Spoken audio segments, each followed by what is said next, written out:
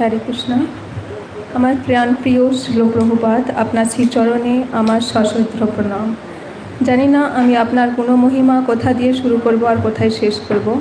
এ বিষয়ে লেখার বিন্দুমাত্র যোগ্য আমি নই।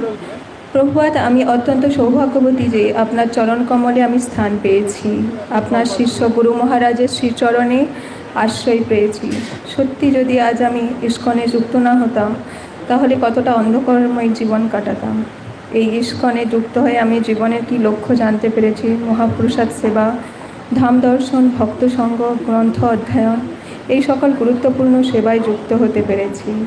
কিন্তু আমার মানসিকতা এতটাই দুর্বল যে সব কিছু জানা সত্ত্বেও ভগবানের সেবায় ও প্রচারে নিয়োজিত হতে পারছি না।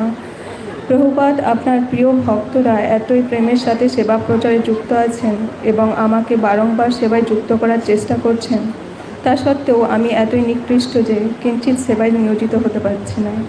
আমার শিক্ষাগুরু ও ভক্তবৃন্দ আপনার আরও কাছে করার সর্বদা সাহায্য করছেন। ওনাদের প্রতি আমি চিরকৃতজ্ঞ। প্রভুপাদ, কৃপা আশীর্বাদ করুন আমি যাতে আরও ভগবানের সেবায় ও প্রচারে যুক্ত হতে পারি।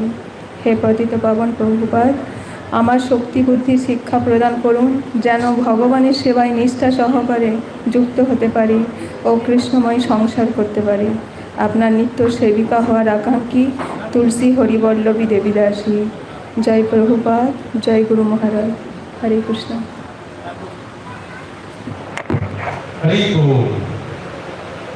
এবার চোপড়া প্রভুকে অনুরোধ করব